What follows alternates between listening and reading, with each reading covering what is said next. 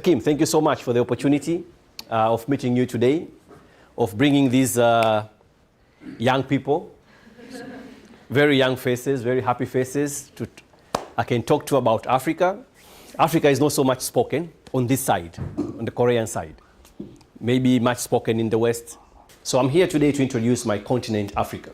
I wish I could speak about Tanzania, but let me use this opportunity to talk about Africa in general.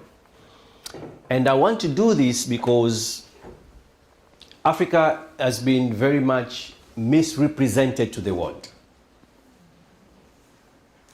Or the history and stories of Africa have been written by people who have their different perspective of what is happening in the continent. So certainly, most of you have heard about Africa so far. But if I ask what you know about Africa, many of you will tell me poverty, right? Wars, right? Corruption, right? And many other bad stories, right? But there are so many good stories too. And the fact that with all these bad stories that you have heard about Africa, this continent still survives. It's going through colonialism, going through wars, going through everything. It still survives. People are still striving. We look good like this. Certainly, there are certain things we're doing right? So today, I'm here to try to give you the other side of the story. I'm sure the story about the negative side of Africa is known. I don't have to repeat it. But that is also oversaid, overtold, right? So today, I'll focus on the other side of Africa that you rarely hear.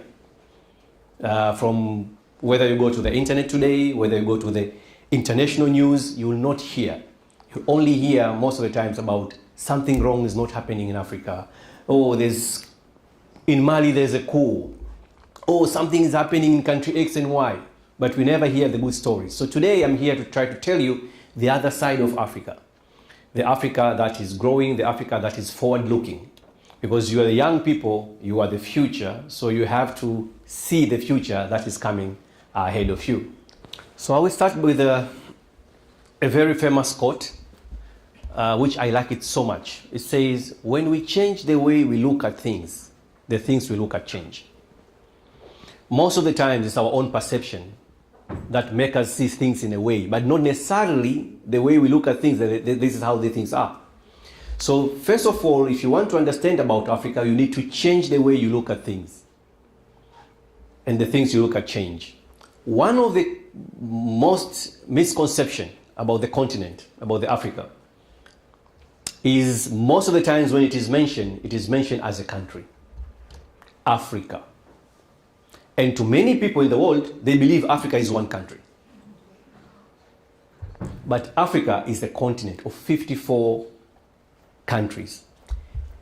We have similarities, but far different as well. The northern Africa is entirely people of Arab origin. Okay? And actually, it is possible that we in Africa, we have not even traveled. Very few Africans have traveled across Africa. I've traveled to 17 countries at least. But we are very different in so many ways. So the common misconception of that treating Africa as a country results into one problem. That if there's one problem in one part of Africa, then it is a problem for entire continent. But Asia has around 18 countries. When there's one problem in India, we don't say Asia has a problem. When there's a problem in Korea, we don't say Asia has a problem. When there's a problem in Cambodia, we don't say Asia has a problem. But if there's one problem in Africa, African country, we say Africa has a problem. So Africa is not a country. It's a continent of 54 countries. I'll give you one story. Have you ever heard about Ebola pandemic? So Ebola happened in the Western Africa sometime in 2015. It happened somewhere here. It was Guinea, Liberia, no, somewhere here. From this place to my country, it is 10 hours non-stop flight. Same as a flight from Addis Ababa to Seoul. 10 hours flight. See how far it is. But suddenly, in Europe and the US, flights to Africa was cancelled. But from this place to Europe, is 6 hours flight. From here to Europe is actually very closer. To America as well is 6 hours flight. From that part to my country is 10 hours flight. But the flights were cancelled to the whole of Africa, as if the whole of Africa is in danger of the Ebola pandemic. So this is a misconception that we have. So the first thing is Africa is not a country. 54 countries that, yes, we may share some looks and colors, but we also differ very much. So the best way to look at Africa is to look at individual countries, individual strength, individual weakness, and not generalizing the problems or the success of one part to the rest. So that is point one I wanted to share. So when we change the way we look at things, the things we look at change. So today, I'm trying to help you to change the way you look at Africa. So yeah, so this is the map of Africa as I show you. These are the countries. So what is the best way to look at Africa?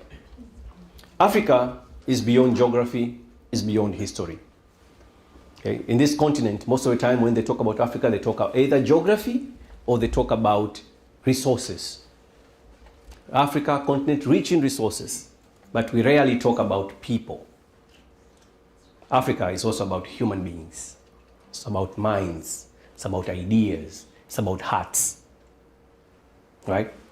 And so these people are struggling in one way or another to get away with the challenges they have, with poverty, with underdevelopment, and they are doing a lot of progress in doing so. My country alone, when it got independence in 1961, it had only 30 graduates out of 12 million people. Today, I can't count how many degrees we have in Tanzania. So we have done something in 60 years, but that story is not coming out. When we got independence in my country, life expectancy was 35 years old. So somebody, if he's born, will die by 35, roughly. Today, is 65 years old. That is not a story. The story is about the bombs, about the wars, about the rebels, fortunately. So there's a certain way to look at these things, Africa. So for me, I say Africa is the continent with a lot of future, very much future. And the best way to look at it is, instead of looking at individual stories, just look at, if you want to look at Africa as one, as the world like to paint the picture, look at these trends that are taking place in Africa. Because these trends and shifts will tell you the direction of this continent. One of the trends I want you to look at is demographic changes. What is the Africa demography? And what does it mean today and the future? Look at the rate of urbanization in Africa. Is Africa still rural as it used to be in the past 60 years? Another one is about technological fusion and innovation taking place in the continent as well. Are Africans really backward that much? Another one, since we're the young people, I'm looking at startups, young, new business, innovation. Is there taking place in Africa? The entrepreneurship, and at last, democratic transitions. Is governance improving in Africa? So if you look at these trends across the continent, you see there's a lot of transformation taking place slowly by slowly. In some countries, transformations are very fast. In some countries, transformation is slow. But in each country, there are some people are marching. There are some movements going forward. So that shows that this continent has a future. It's not static. It's going to change. It's not like it is destined to be in the poverty, in backwardness forever. Things are improving, and in some places, things are doing so well, right? So I cannot bring all examples from each country, but I've tried to be democratic enough to share some snaps here and there. But I'm sure you scholars, if you get time to dig in each country, looking at these trends, you see there's a lot of transformation going on. Next. So the first one is demographic challenges. changes. What is the growth rate in Korea? Population growth rate here. 0.7%, yeah? Most of you have no plans to have babies, right? Probably most of you have plans to have a pet at home, yeah? Right? A cute one, right? Good. In Africa, we are seriously producing babies.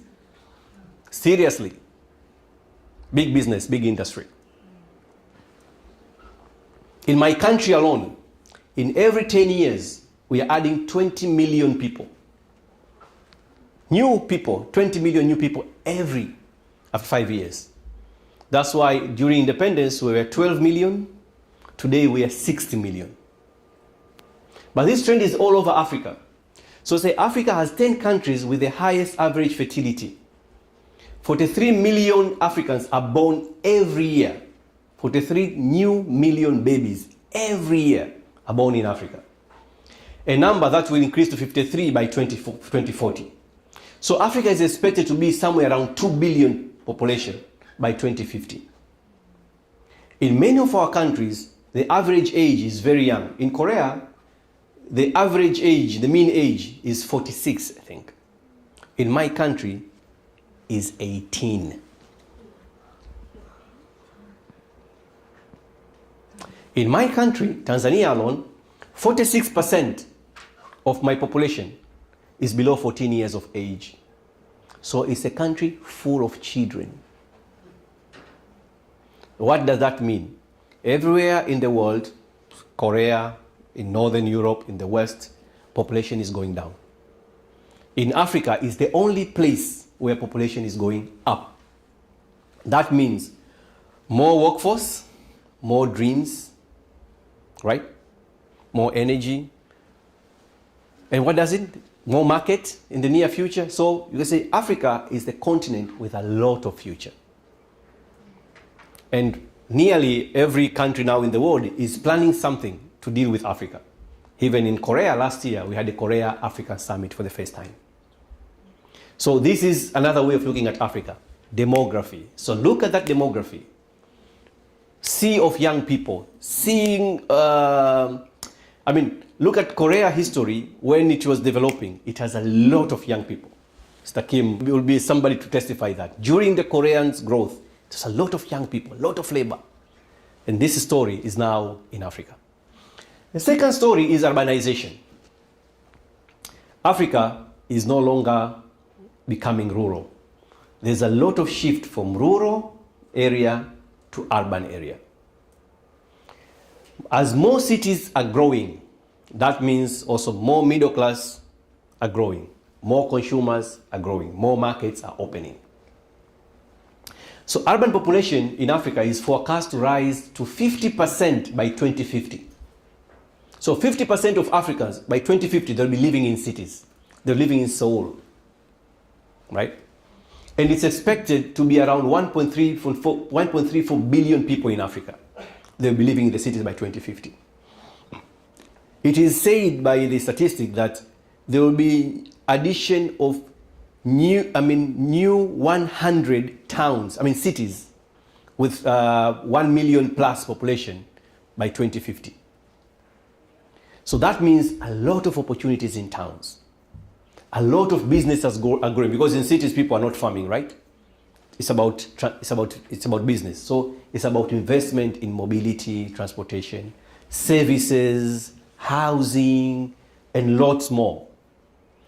More business, more wealth, more welfare.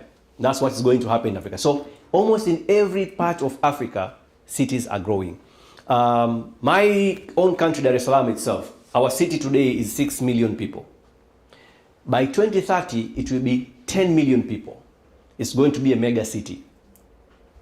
That shows you where Africa is going. So Africa is no longer rural because the image that is painted, Africa, people are living in the villages, they are farming day and night. No, they are now moving to the cities. Many farms are abandoned. People are going to the cities, going to create entrepreneurship, going to create value, going to create business, going to create wealth. Another one to look at, these are the major cities. these cities will be mega cities by 2040. Rwanda is in Angola, Dar es Salaam, Tanzania, Johannesburg in South Africa, Abidjan, Ivory Coast, Nairobi in Kenya. These are just some of the examples of the cities that are going to be 10 million plus population. Seoul is for 15 million plus population. So we are going to have this kind of mega cities in very near future. Then there's technology, right? Whenever we hear Africa, we hear about backwardness. But Africa is a place now with a very rapid mobile phone penetration, smartphone penetration. It is common in my own country to go deep in the village and find Maasai. Have you heard about Maasai? Maasai are the people who are living in between Kenya and Tanzania, and they are moving out with cattle. They're living a very traditional life. They're still moving with cattle from one side to another. In the morning to the evening, they are only dealing with cow. That's their business. So it is very common, see, a Maasai in the rural area with a smartphone. So they make calls, they get into SNS, they Google stuff, they use apps in the rural areas. So yes, being a latecomer, it has made Africa to leapfrog certain kind of technologies. One thing that you may be amazed here is, in my country, you have so many people with no bank accounts. But mobile phone has enabled us to transact business through phones. So you can pay everything through phone. You don't have a bank account, so your phone is your bank account. So we do a lot of mobile money. But many of Africans, they don't have a bank account, but they have a mobile money. We can pay for utilities, we can buy stuff, we can send money to our loved ones. And that has made now, you see, we have a Google office in Kenya, Move in Kenya, Apple office in South Africa, Amazon office, and many of these big brands and companies are now coming to put their businesses in Africa because it's an area where a lot of technological fusion is taking place. Yes, maybe we will not be doing innovation in the size of Koreans, but at least we import this technology and use in our daily lives. Another one is startups. Young people are coming out with innovation. Now, with technological fusion, young people are using this to build a lot of applications, using a digital platform to make life easy. So whether it's e-commerce, some deliveries, home deliveries are taking place in Africa now. It's like Kupang here. We have a lot of our mini Kupang in African cities, and they're doing so well. You know about Unicorn, right? A startup that is $1 billion US. So far in Africa, there used to be 7 actually. Yesterday I was reading there are 2 new more added last year. So now we have 9 unicorns. Yes, they're very few compared to because globally there's around 2,000 unicorns. In Africa there's only 9. But those 9 are just showing the possibility. If somebody can be the unicorn in Africa, that means there's a possibility. So more investment, and that is where we have still a lot of problems when it comes to, we don't have a lot of angel investors, we don't have a lot of venture capitalists. So it means with more investment, there will be more companies, more startups becoming unicorns in Africa. There's a lot of opportunities there. Actually, for you young people, if you are thinking of building your startups, I always, when I go to the startup ecosystem in Korea, and I say, it may be very difficult for you to build a startup here successfully because competition is very high.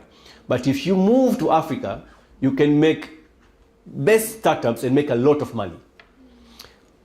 In Africa, many of our startups demand somewhere between $20,000 US to $100,000 US to take off. But that amount of money here in Seoul is peanut, right? So a small Korean startup which is not doing so well here, if it moves in Africa and team up with African startup, can create big value. So that's where the world is. So South Africa, Egypt, and Kenya, so far, are considered, in Senegal, are considered the big 4. Tanzania somewhere is number 5 actually. That we've been able to attract $4 billion by 2021. Yeah? So still we are building our ecosystem so that we can attract more. So there are around 31 tech hubs in Nigeria, 29 in Cape Town, 25 in Nairobi. So you can see with the startups, with the young people, their energy, with the innovation, there's a new wave of African business that is coming up. So one day we may be having mega companies in Africa as well. We are there. This also proves one point, that talent is universal. Opportunity is not, unfortunately. So we have equally talented young people in Africa. They don't just have opportunity that maybe which are present here in Korea or in other developed countries. So as more opportunities are coming out, many African innovations will also come out. And in Africa is the continent where there's a lot of problems. And each problem you solve is business, right? So it means there's a lot of potential for business in Africa because there's a lot of problems to solve in Africa. In Korea, nowadays there's less and less problems to solve. You have solved so many problems. Almost you're nearly finishing all problems. So welcome to Africa to solve problems. There's a lot of money doing that. And then you look at the e-commerce, for instance. I told you, technology, fusion, urbanization, rise of middle class, startups. Now what we have is e-commerce. E-commerce penetration in Africa is expected to reach 40% this year, 2025. That means Africans are now start doing business online. Gone are the days that somebody has to go physically to buy something or to transact certain business. Now we're doing business online, right? And fashion and electronics lead online sales in Africa. People are into fashion. So fashion and electronics lead sales in Africa. It's projected to hit $13.4 billion by 2025. The continent's internet economy could reach $180 billion by this year. So the internet has revolutionized the way that we do business in Africa, right? That Masai I showed you somewhere with a mobile phone, now he can sell his cow because eventually, before, he has to pack his cow into a truck and take them to Dar es Salaam, to the city, to sell them. Now he can only call and receive an order from the phone. He can put the cows in the car. He doesn't have to go to Dar es Salaam. And somebody in Dar es Salaam will send the money to his phone. That's opportunity that's happening in Africa right now. So people now don't have to travel long distance to make business. Then look at the consumer spending. Middle class is rising in Africa. People start spending now. By 2030, the largest consumer markets in the next 5 years will include Nigeria, Egypt, South Africa. There will also be lucrative opportunities in Algeria, Angola, Ethiopia, Ghana, Kenya, Morocco, Sudan, Tunisia, and Tanzania, among many countries. Graph shows that people's ability to spend, people have more disposable income. They start spending. They buy electronics, they buy fashion, as I showed you the numbers. And that is the new story about Africa that many don't still speak about.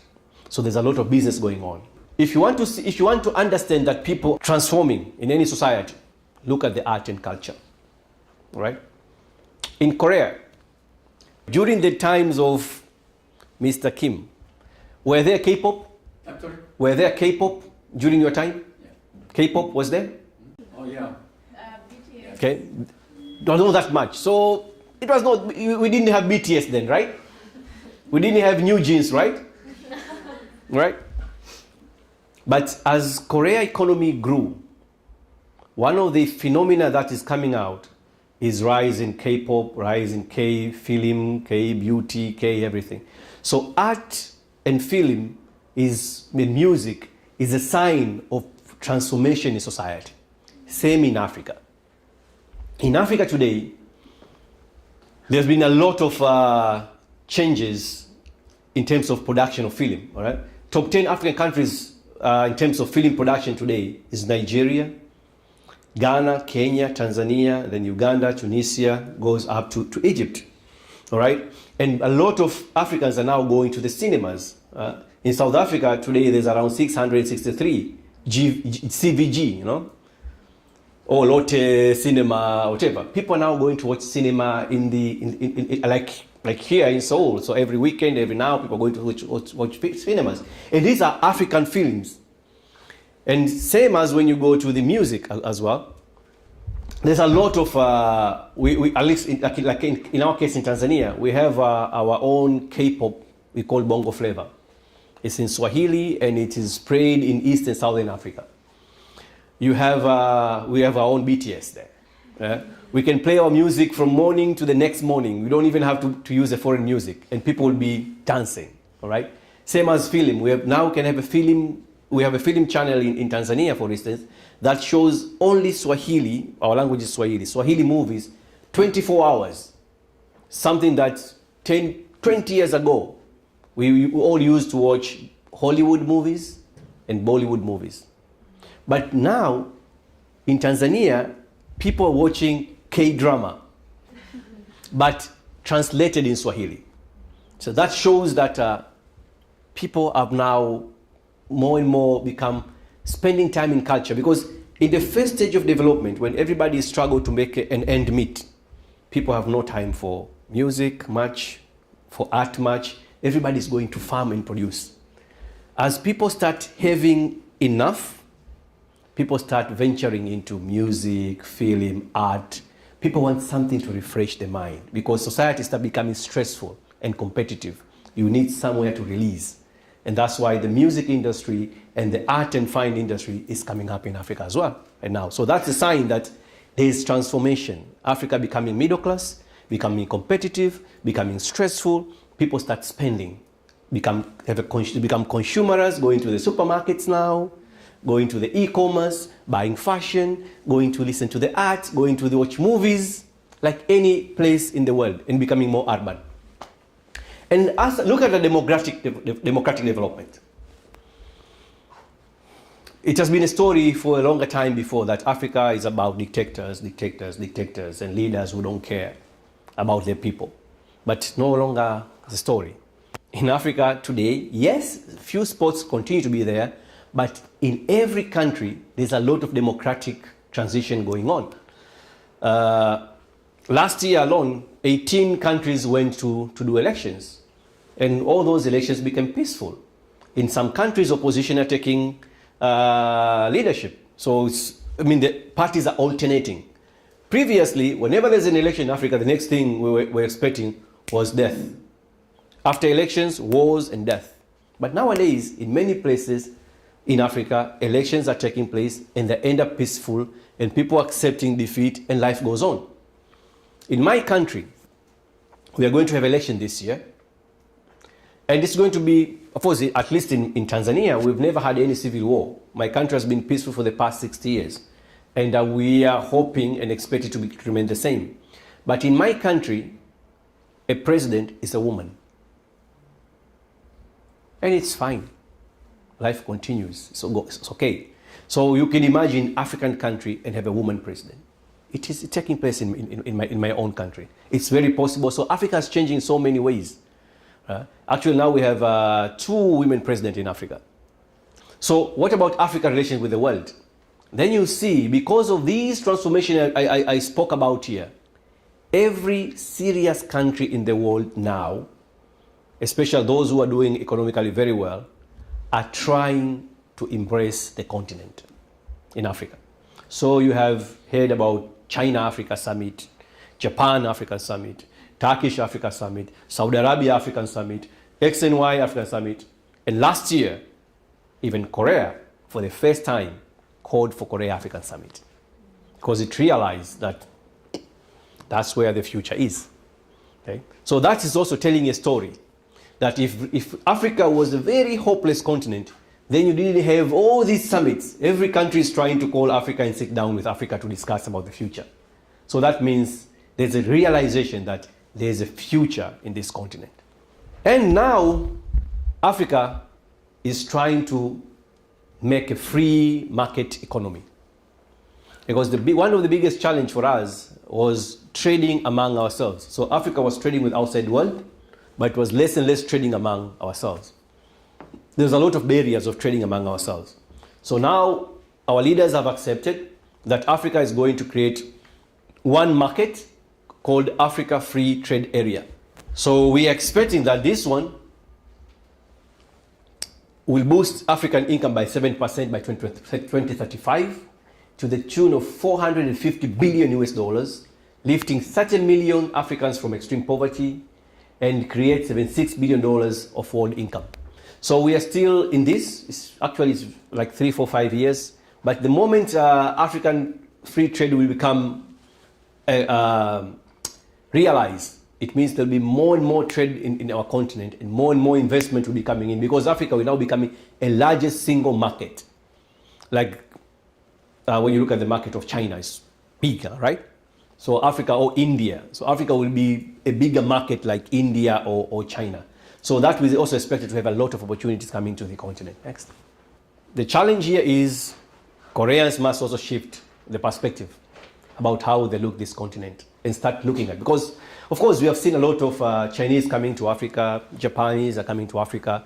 Koreans a little bit still worried, still most of Koreans I meet, they still have this story of the past Africa, so they're fearing of,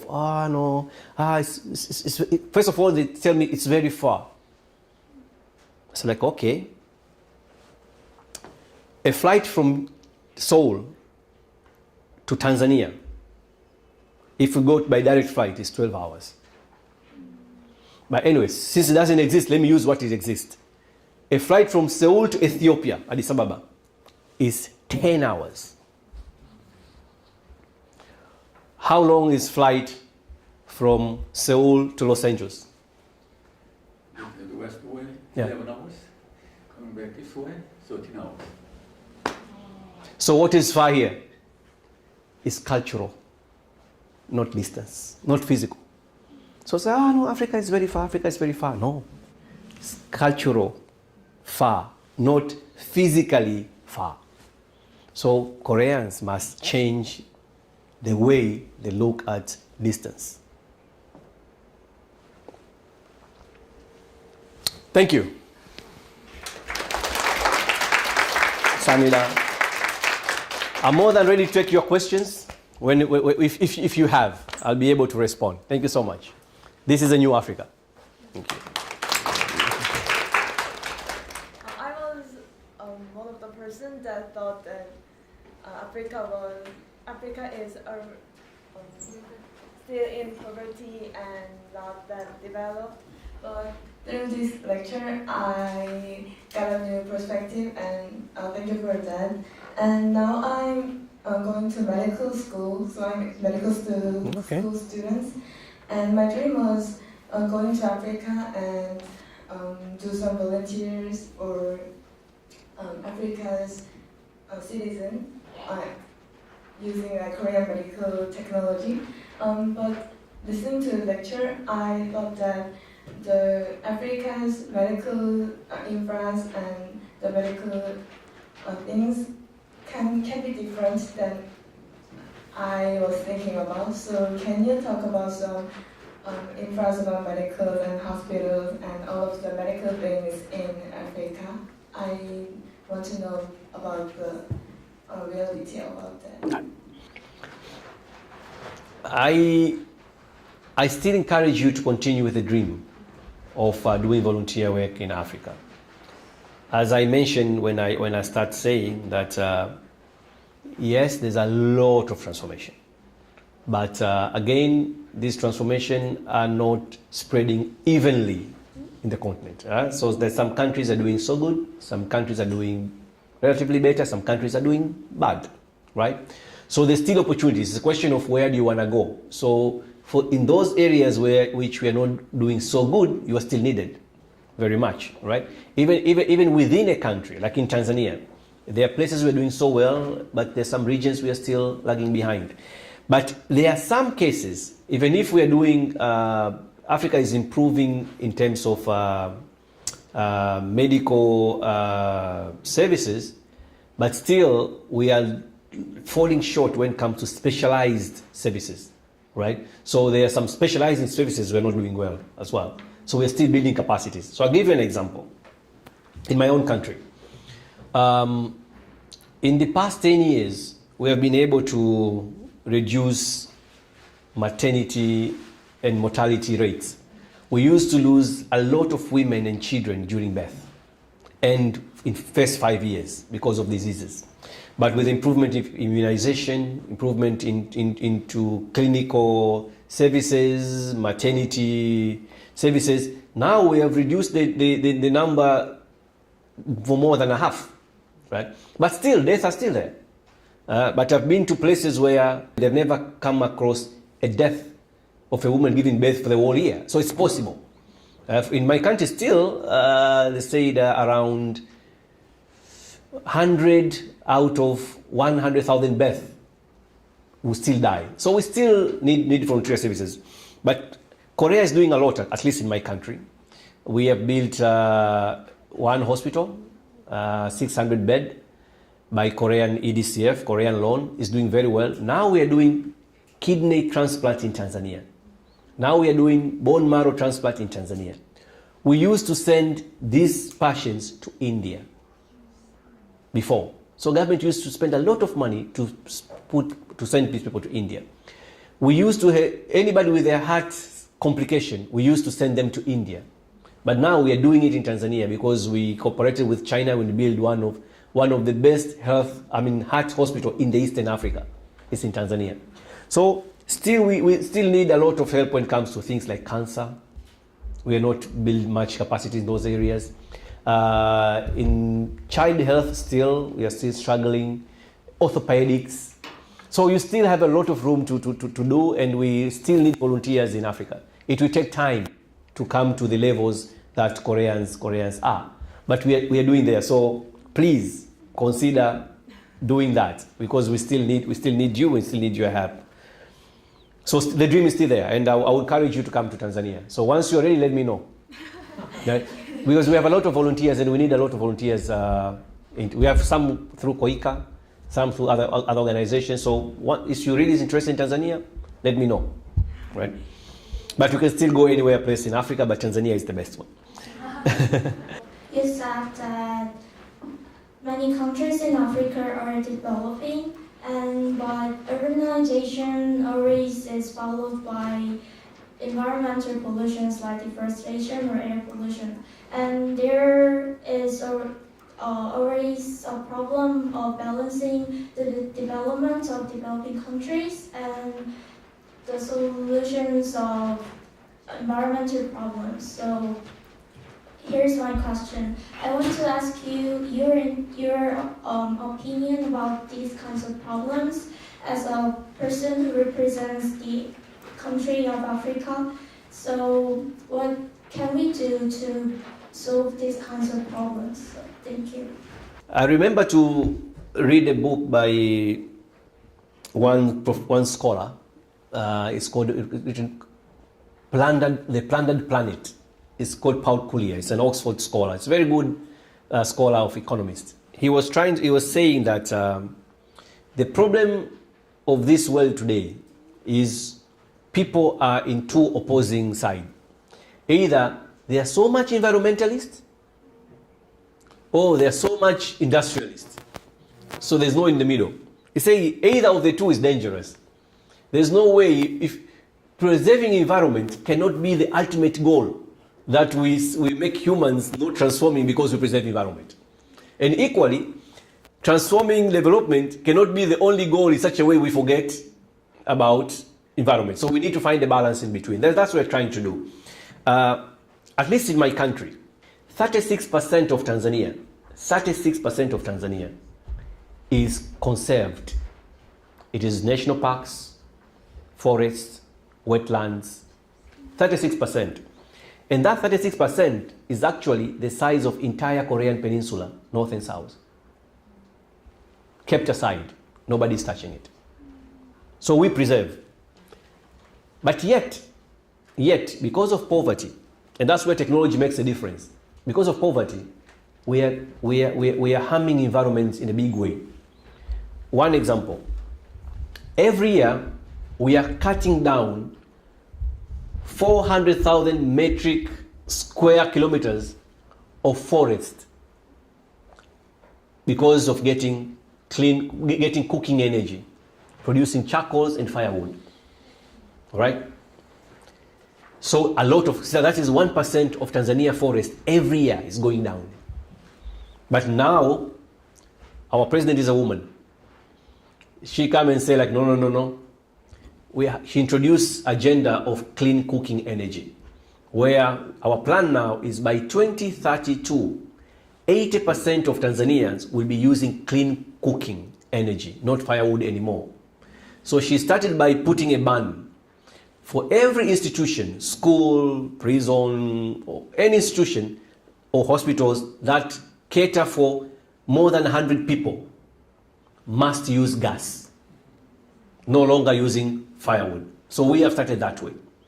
And now she's a champion of clean cooking energy in Africa. She's trying to fundraise the money to help women transform from using charcoal, which not only harm the environment, but also around 600,000 deaths annually are happening because of respiratory diseases. So women are harming so much by using this kind of energy. So our plan in Tanzania is to preserve forests by introducing clean cooking energy, trying to take gas, because we also have gas in the country. Luckily, we have developed gas recently, making everybody else using gas or something that is not charcoal. Because our city, Dar es Salaam, I was talking about urbanization. I talk about urbanization as a good story. But 80% of firewood and charcoal that cut from our forest is using in one city, Dar es Salaam. So if we make Dar es Salaam using clean energy, then we preserve a lot of environment. So those are the kind of challenges we have. The best way is technology. With low technology, humans only rely on damaging environment for their survival. Because currently, one Maasai farm can have 5,000 cattle, just one person. But these cattle weigh 200, 300 kilograms each and produce maximum 5 liters of milk a day. But with technology, a cattle in Netherlands is 1 ton, 1,000 kilograms, 5 times Maasai cattle, and produce 200 liters a day of milk, while Maasai produce 5 a day. So we have to move into technologies. The more we move into technologies, the more we help harming environment. So yeah, we are trying, but being a country that is struggling to develop, at some point the balance becoming very difficult. It's also very political.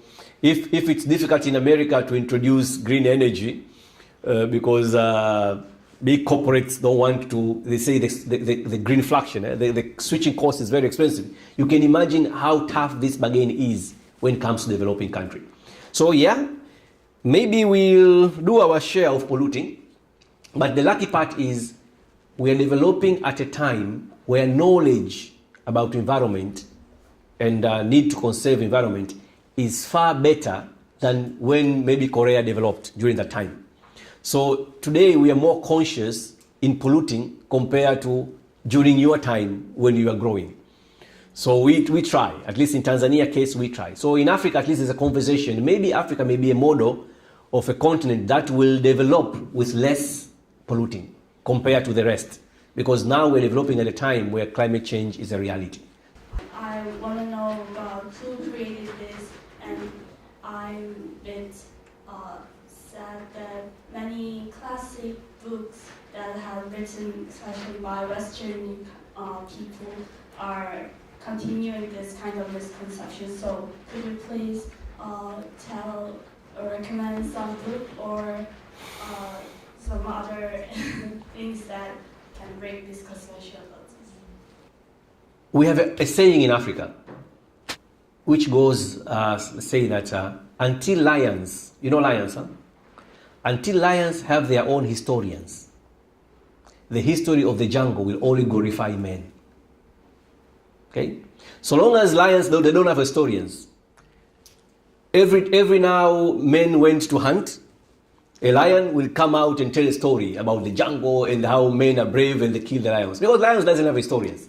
But so many people lions are also doing a lot of things, but nobody is telling a story of lions. So the same as in Africa. Africa was colonized for at least a century. It was 40 years here by Japan. For us, it was a century. And those who colonized us, in order for them to be successful, they create a certain story about us, right? Of backwardness, and they keep propelling that story. And I want to tell you today that that story is actually business. If if Korea today goes to borrow in international market, your rate, the rate you pay to borrow from Korea is lesser than the price I pay to borrow in the same bank. Because this story is creating a perception of risk. So Africa must look risky, in my opinion, so that certain quarters can make money in the Western world. Because we all depend on this Moody rating, S&P rating, and now in this rating, they rate Africa as risky, and it's purely perception. So these perceptions are there, created by design, because they serve certain purpose. One of it is, as I said, that makes most of these institutions we borrow money in the Western world, they will justify to charge higher rates for our loans compared to their countries in Europe. Same when it comes to tourism, for instance. An airline flying to Africa pays higher premium of insurance compared to airline flying in Europe, because they say airports of Africans are risky. So a ticket price to go to Africa is always higher compared to ticket price to go to other parts of the world. These perceptions are created because there are people who are benefiting from these kind of stories. And it is very sad that Africa was very late to realize that we need to tell these stories ourselves. But the international media is controlled by many of them coming from these top big countries. So whether you go to Reuters, CNN, BBC, Deutsche Welle, all these. But thanks to internet nowadays, internet has somehow democratized that at least our African stories can go from these non-mainstream channels. And that's why my work here is always trying to reach to you, Koreans. And I go to a lot of universities talking and say, Korea should find a way of learning from Africa directly. Don't learn from the third party. Because right now you rely much on the books and studies done by the Western scholars that perpetuate that story for a reason. So we need to see how academia in Korea can work with academia in Africa, creating our own stories. Even for ourselves, for instance, we don't know much about Asia because there's no less and less collaboration between our universities. Most of the times we also read the Western stories about you. Right? So it's like a triangle carefully designed that somebody is becoming a broker of African continent. That is another, yes, probably we overcome colonialism, but this is another part of colonialism we need to deal with, the psychological part of it. So that's to answer your question. So help us to change the perception. So to me, maybe today I'm lucky I've met you. At least I've given you another perspective of what's happening. So I don't know how many I'll reach, but one of you one day will be in the Ministry of Foreign Affairs of Korea, in the Korean Samsung, Korean LG, top companies. You make right decisions about Africa and Korea. I hope so. I'm looking forward to reaching to the business college, and I think you mentioned that there was a lot of opportunities and developing businesses on Africa. So I want to know any successful examples where that I can look out and become the part of it. So I want to hear some examples that are already existing on Africa. It's a little bit broad, but I want to say is what is lacking in Africa today, again I said, it's capital. We have problems, and solving problems is money. I showed you about changes in, especially in the urbanization and consumer spending and the rise of middle class. What does it mean? The middle class, when people upgrade to middle class, they start needing services. They start care about time because they don't have enough time. So efficiency. How can I get things in time? How can I get things easy where I am? They don't have time. How can I shop? Because I love global brands, but how can I shop? Right? So I would say in the service industry, there's a lot of opportunity. That's probably where we can start with. In the service industry, in the e-commerce, there's a lot of opportunities right now. At least fintech and e-commerce are the things that are doing very fast, very rapid in the African middle class. Because people have upgraded, they now want these services, but they cannot get them easily because they're not available around. So a lot of applications are now built in many of our African countries trying to solve problem this, problem that. Somebody wants to buy this, wants to get this service, get that. So there's a lot of that opportunity in that area. Agriculture is still remain the largest sector in Africa, but what is much more needed is agribusiness. How do we match, because there's a lot of market failures in Africa, that how can we make a producer and the consumer meet? So information is lacking. So somebody in between, is the same business model of Uber. Yeah, that's why in Africa Uber is doing very well. Because I want to take a taxi to go to point X. But prior to, nowadays with the phone, Uber is doing very well. But prior to that, we have to go to a taxi, to walk until to a taxi station, or to wait in the road for taxi for a longer time. But now at least we have an app. So if, imagine Uber was not there, we just came in Africa, it's now making money, it's a big business in Africa. So think of that kind of business, that solutions to pain points can make you money in Africa easily. I'm surprised that there is many young people and teenagers in America, and as you told us, I believe that they are Africa's future, as we are Korea's future. So I wondered what kinds of educational activities for them in Tanzania, especially your own country. For a longer time, at least in my country, Africa came from a point that we did not have many graduates when we got independence in so many countries, because our colonial masters did not spend much on education. So many universities have been built after independence, and catching up with the population growth has always also been a challenge. It means there's a district in my country, in my own city, Dar es Salaam, where 100 new babies are born every day. Every day, 100 babies. So you can imagine catching up. So every year we are building new classes, because the number of new entrants to school are increasing every year. So yes, but for a longer time, we have been focusing, at least in Africa, in giving people degrees. But over recently, and it was okay because we lacked degrees at then, so we need a lot of degrees to feed the market. But now the challenge in Africa has changed. Degrees are no longer the options. Now people need kind of education and certification that allow them to find jobs, to work, or to self-employ. So now what is so selling in Africa is entrepreneurship, it is vocational education, it is IT education. This is what is coming up. In my own country, in many countries, but in my own country, I can give an example in Tanzania, it was actually last month we launched new education policy after realizing the problem. Now in our new education policy, we are trying to give students more options than degree.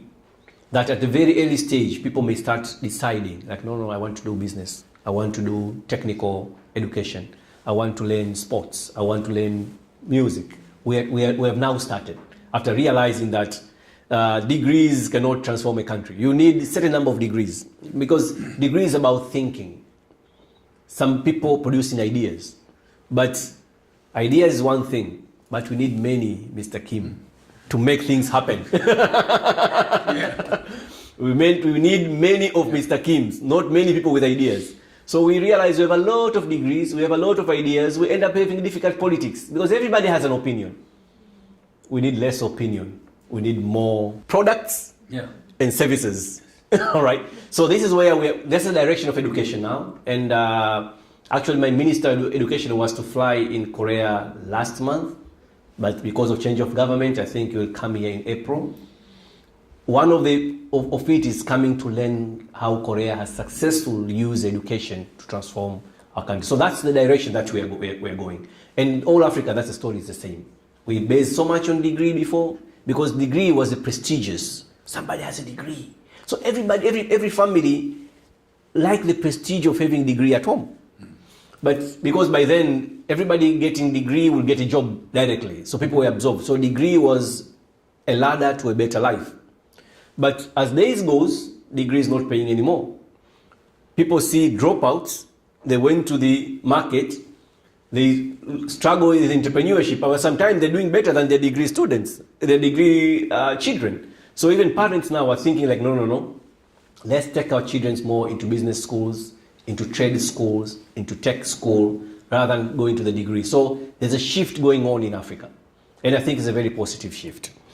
Like in school, we learn about the technologies that we develop for people in need and like people in poverty that can be used without electricity or without high technology. But I today found out that Africa is now not in that much poverty and they have high technologies and startups. So do you think those technologies are still needed in Africa in general? About new technologies, all right? Yes. Again, as I said, the changes in Africa is not even. In some countries, electricity is still a struggle. In my country, we are doing much better. We have, for the past 10 years, we are doing a very robust program to take electricity to the rural areas. So now 80% of rural areas in Tanzania are covered by electricity. So we are doing better. But in many places, not. In many African countries, not. So yes, we still need technology, which can avoid using electricity is much more better because we have a lot of sun. Actually, they say like Africa can account for almost 60% of solar potential in the world because it's in tropic and there's a sun all year round, right? So if you go solar, if you go wind in Africa, is actually better because even with electricity, we still have a challenge. We have two challenges. First challenge is on transmission. You have a source, but to take electricity from the source, like my country is 9 times size bigger than Korea. So to take electricity from a source to a destination, it may be 200, 300 kilometers of transmission line. That is also hell expensive. Again, but if I use solar, I can have a mini grid. Solar and wind, I can have a grid that is catering for the same areas. So we still need, actually what we're trying to advocate now is if we can have most of these alternative energy can be good for us because it will help us with the last mile reach. Because building transmission lines will take longer. But these people, if they can have access to solar energy, to wind energy, it can work. And the penetration in Africa is going very, very well. In rural areas, most of people are using these alternative energies. But the second part is price. Even if we can take electricity to the rural areas, still the price is a little bit up and government has to subsidize a lot. While these alternative energies, you only need installation cost. After that, the sun is free, the wind is free. You just only take care of your battery, right? So these solutions are still needed because of easiness to reach, but again, low cost of maintenance.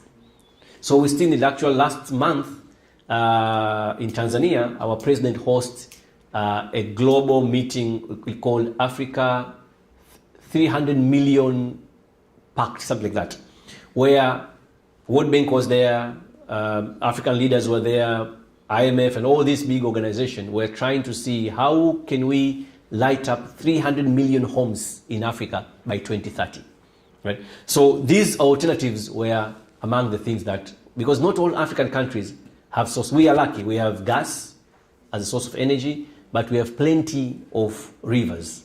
We have plenty of hydro. And Tanzania uses clean energy 100%, right? But in some countries, they don't have rivers, they don't have potential for hydro. So in some countries in Africa are desert. So challenges are still there. So again, that's why I said Africa is not a country. In Tanzania, that may not be much of a problem, but in many countries, including our neighbors, it is a big problem. So we still need them in Africa a lot. You told me that, or you told us that the misconception is created by in the process of fundraising. So I wonder if African countries are trying to cut down that fundraising method, or are going to keep using that, because that I expect that to take a large portion of some money flowing into Africa. So I want to know about your opinion about that. One thing I see is many countries in Africa are trying as much as possible to reduce aid dependency. My country is the same. When I was joining the government in the past 16 years, we received a lot of aid. But today, we used to receive an aid, even part of this aid was used to run the government and pay salaries. But nowadays, my country is spending for our own government running and salary 100% from our own money. We receive now aid only for development projects, infrastructure projects. It's no longer for the consuming. And many African countries are trying to get away from this. It's dehumanizing, it's not something to be proud of. And actually it comes with a lot of strings. And sometimes when you look at this, many studies have been done, almost 60% of the money goes back to the country that's giving us aid in terms of consultancy, procurement, and everything. It's only 40% remain. So if you look at this industry, this money saves them most than saves in Africa. Because otherwise, the number of aid that has been given all these years would have made Africa transformed. Right? But so what are we doing? There's little we can do, I would say, with the little we can do. But of course, we have activists here and there. In terms of the governments in Africa, they are trying to put very now tight rules for these aid organizations to work at least in Tanzania. Now, if you're coming and you want to do aid, we have to tell us which sector you want to go, and we'll show you where the problems are. And then the aid now must be tied to our government plan. So we can't be maybe trying to provide electricity and then you bring us money for workshops. Please. If you want us to help us in this way. So many African countries are trying to put regulations on this space. But again, it all depends on the fiscal space you have. You can only negotiate when you have something to negotiate with, right? So what you see, with improved economy, our ability to negotiate increases. But if your economy is doing not so well, then you have to take it for a while, humiliating as it is, but you take it to build the capacity for one day to become. This is what happened in Korea. I went to the KOICA offices and they have a museum, and they could see how it says, at first Korea received a lot of aid from US around 1950 to 1963. When Korea started getting better and the US started withdrawing aid, it's natural. And then Korea said, like, to hell, we'll do it ourselves. And you did. So we believe that we'll graduate into this. But there's no free lunch. There can be some humiliation in the process. But the most important thing is the spirit. That this is temporary, this is going to pass. We are not satisfied that this is our destiny, no. No country, no continent in this world has been made to become poor forever. Korea was poor, today Korea is prosperous, and we can be prosperous too. Thank you.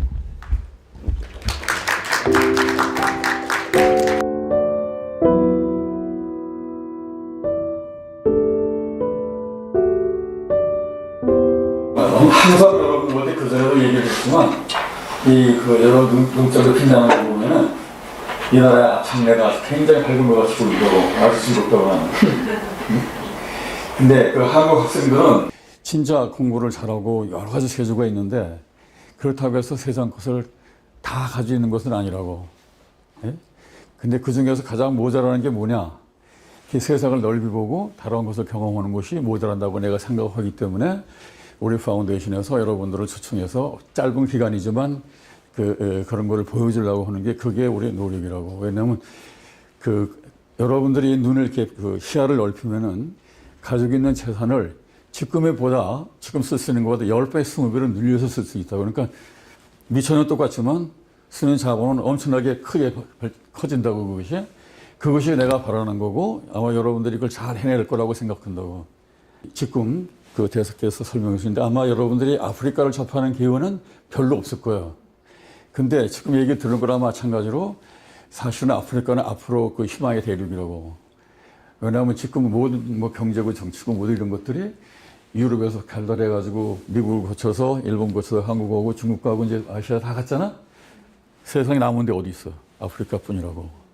근데 아프리카는 좋은 곳이 뭐냐면 이 자원이 많고, 그러니까 뭐를 하려면은 자본과 인력과 기술이 있어야 되잖아. 그죠? 거긴 인력은 많아. 그 다음에 자본의 일부에는 이 자원이 많다고. 근데 기술이 없어. 여러 개의 능력이 포함이 된다고 그러면 만약에 여러분들 아프리카라는 얘기는 아니야. 그건 아니지만 그 어떤 그 희망이 있는 사람은 가면은 상당히 대단한 것을 이루어낼 수 있을 거라고 본다고.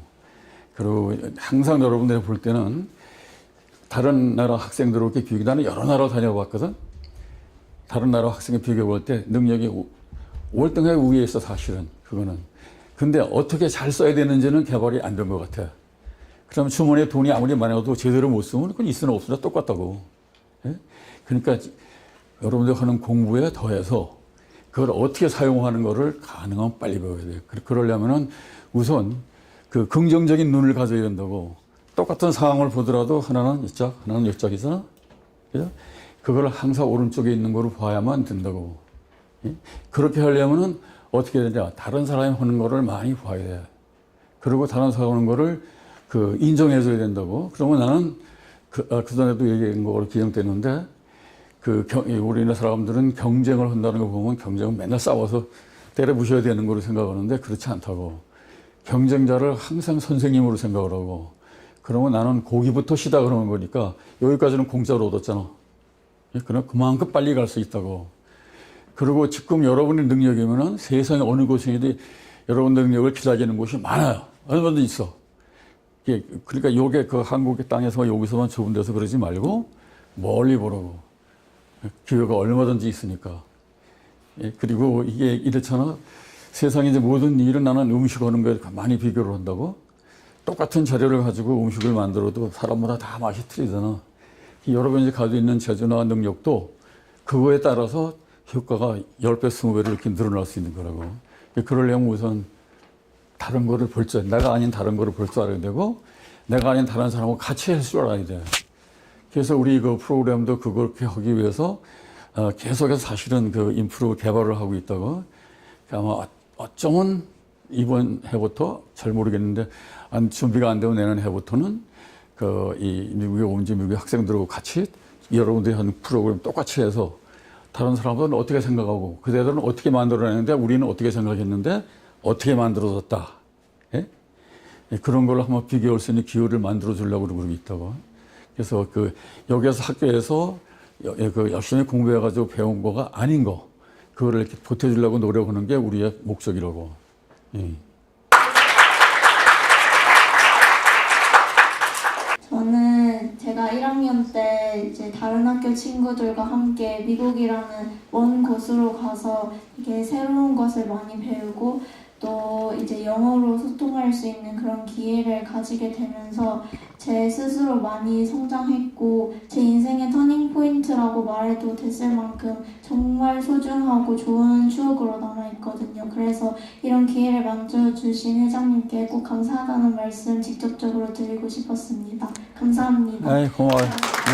앞으로 배운 것들을 잘 실천해서 받은 만큼 베풀 수 있는 사람이 되고 싶다는 꿈을 가지게 해주셔서 감사합니다. 근데 다른 것만큼 하면 안 돼요. 10배로 늘려야지. 그 연수가 비록 2주도 안 되는 짧은 기간이었지만 항상 그 이후에 인생이나 진로에서 굉장히 저희에게 중요한 결정을 내려야 할 때 그 경험들이 계속 머릿속에서 증폭되고 그 경험에서 배운 것들을 바탕으로 생각할 수 있게 돼서 굉장히 저희 인생을 스스로 만들어 나가는데 너무 소중하고 귀중한 경험이 되었던 것 같다는 얘기를 많이 나누었습니다. 그래서 저희 마음속으로 정말 항상 많이 감사드리고 있고 그런 기회를 저희한테 주셔서 정말 너무 감사드립니다. 네. 우리가 요만큼 한 것을 그렇게 크게 생각해 주니까 고마운데. 네? 미국이라는 더 넓은 세상을 가서 많은 것을 경험하고 배운 것도 정말 너무 값지고 귀한 시간이었지만 지금 이렇게 이 자리에서 만난 친구들, 선배들 그리고 후배분들이랑 대화를 하면서 같은 또래임에도 불구하고 정말 존경스러운 부분이 있다는 생각을 했습니다. 만약에 DKKIM에서 글로벌 리더십 캠프를 가지 않았다면 이런 소중한 인연을 만나지 못했을 것 같아서 소중한 인연을 만들어주신 부분도 너무 감사하고 값진 경험을 주신 부분 그리고 항상 이렇게 좋은 말씀 조언해주시는 부분도 진심으로 감사드립니다. 우리가 해준 건 별로 크지 않은데 그냥 크게 생각해줘서 정말로 고마운데. 예. 저도 그 캠프에 가서 배웠던 기업가 정신이나 지속 가능한 발전에 대한 어떤 그런 사회적인 목표를 거기를 통해서 배웠어요. 그래서 거기에서의 친구들과 함께 소통하고 배우고 협력하고 그 다음에 그냥 지극히 제 개인적인 성공만 생각하는 게 아니라 그 성공 이상의 제가 거둔 성공을 나누고 또 다시 베풀고 그리고 그 이상 또 인류를 위해서 또 기여할 수 있는 부분은 뭐가 있을까 그런 부분도 정말 그 캠프를 통해서 생각하게 되었고 지금 제가 이제 19살이고 진로를 결정함에 있어서도 그 캠프가 제게 준 영향이 정말 컸고 그런 부분에 있어서 너무 감사드린다고 그리고 저도 꼭 성공해서 제가 가지게 되는 부가 있다면 그 부를 꼭 나눌 수 있는 사람이 되겠다고 말씀드리고 싶습니다. 정말 감사합니다. 맞아, 고마워요. 고맙고. 네? 근데 이제 성공하는 방법 중에 하나가 맨 처음에 성공은 어디부터냐? 세상의 모든 것이 다 그렇지만 우선은 조그만 씨앗을 심어야 돼. 그 씨앗이 뭐냐면 여러분 마음속에 자기 성공이 그려져 있고 그게 확실하게 목표가 정해져 있어야 된다고. 그러면 여러분들의 실력이면은 충분히 원하는 성공을 할 수가 있어요. 나는 분명히 그렇게 믿는다고. 그리고 내가 새로운 경험으로 봐서 그것이 그냥 그 말하자면 그 꿈만은 아니라고. 그 꿈으로 돼버리면 허상이 돼버리니까 안 되는 거고 정말로 똑바로 가지고 그것만 지키고 있으면은 틀림없이 성공할 수 있어요, 여러분들은. 네.